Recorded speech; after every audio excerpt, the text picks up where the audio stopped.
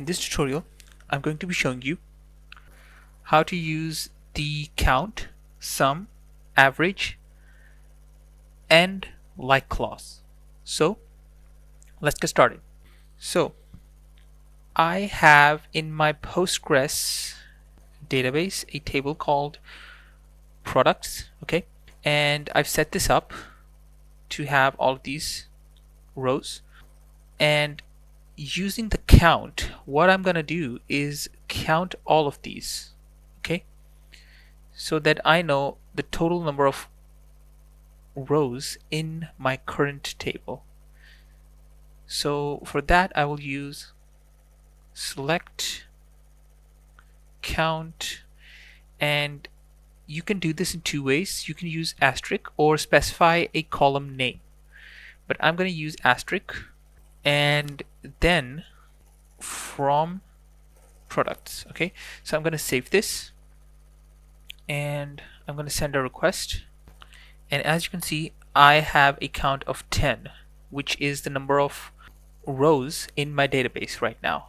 So let's move on to the second clause, which is the sum. So what the sum does is when you specify a column, right, it's going to sum up all the values of that column. Okay, so this is pretty straightforward. So select sum and then tell it which column you want to target. So I'm going to target the quantity, and then it's just from the table name. So I'm going to save this, and it's going to sum up all of the values inside of that column. And as you can see, we have all of these values. So if you are wondering, there is a way of limiting the number of rows as well. I was going to show you this later on, but I will just show you now. And it is not what you might think. Like, you might think that limit and then saying that target the first two columns, that is going to fail. Okay, that will not work. I will even show you that this will not work, because when I'm going to send a request, right, you will see that I will just get the same result back even though I have saved the file. So when I send a request, you can see I'm getting the same number back, but what you can do is use the with clause. And now I'm going to call this something. I will say limited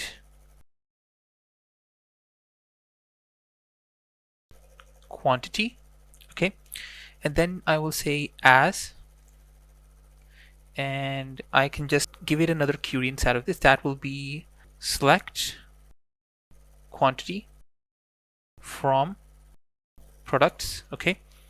But I want to limit this by the first two, okay?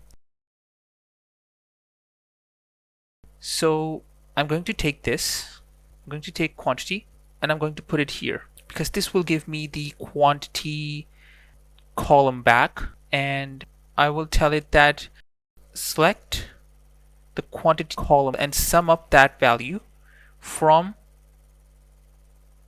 whatever this returns back to me, which will be equal to this. So I'm going to save this, and now I'm going to send a request. As you can see, I'm getting 150 this time, because the first two values it's limited it to are 150. So that's what I'm getting back, 150. So let's move on to the next clause, which is average. So for example, in products, I have price as a column, and to get the average, if I go where ID equal to 1, for example, let's see what this gives me. Yeah, it's giving me the average of this. Okay, It's giving me the average of the first one. But if you look at this, this is a really long value, right? So I can use the numeric, okay? And with this, I can tell it that round this up to 2, okay?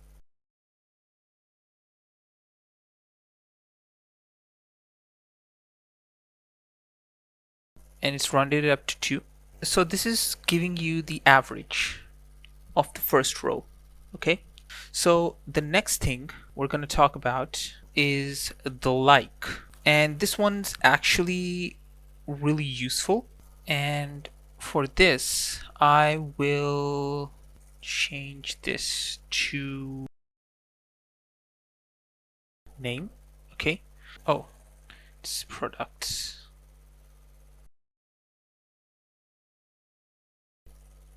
Okay, so I'm getting all of the names from products, okay? So the like works like a search query in a sense, because the like query matches the name you give it with all of the names inside of a specific column that you provide. So to show you, we're going to use the where clause with this. So where the name, and I'm actually going to change this to asterisk, okay? So select all from products where the name column has something like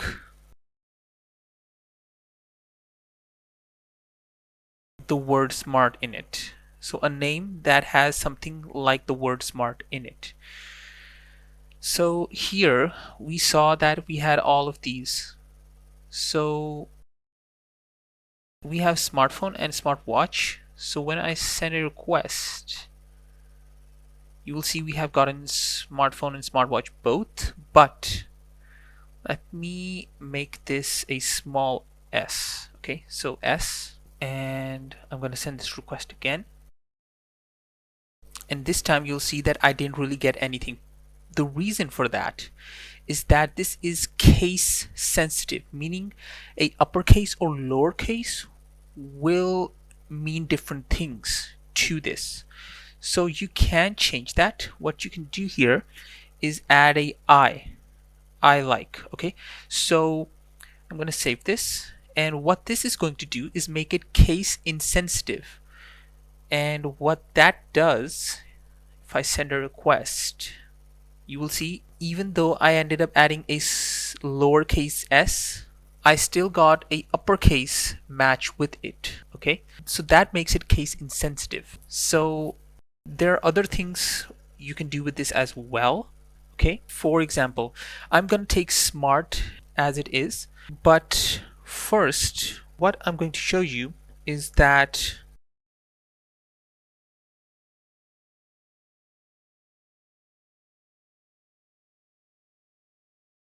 if I take you back, I have 2 percentage signs here, right? So first I'm going to do this, and then I'm going to say watch. Okay, I'm going to save this, and then I'm going to submit a request.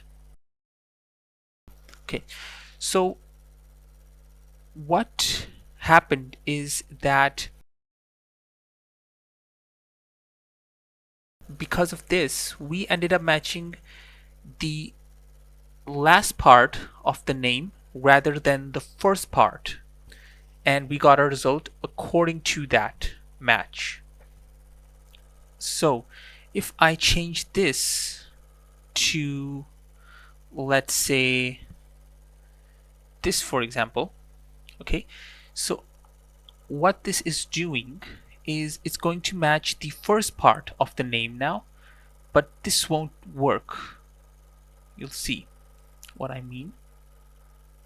You'll see I get an empty array even though we ended up adding smart and we were getting a result back before. This won't work now because we are targeting the first part of the name now. If I do smart again, save this, and send a request, you will see that it matched the first part of both of these names, and because of that we got 2 results back this time. And what this does is it matches not the last part, not the first part, but the whole name. It looks at the whole name and matches whatever part matches the name we have provided. So I hope you liked this tutorial. Like and subscribe to stay updated on the latest tutorials, and I'll see you in the next one. Bye.